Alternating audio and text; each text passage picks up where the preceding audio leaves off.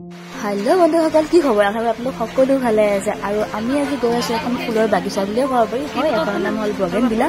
আৰু ছোৱালীসকল যেটো ফুল প্ৰিয় হয় গলে এখন ছোৱালীসকলৰ কাৰণে খুব বেছি ভাল হ'ব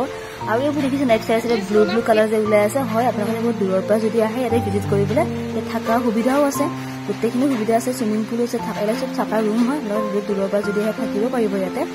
আৰু আমি গৈ পিনে পালে সুইমিং পুল আপোনালোকে সুইমিং পুল যদি মানে গাছ বগিচা সবখিনি সুবিধা আছে ইয়াতে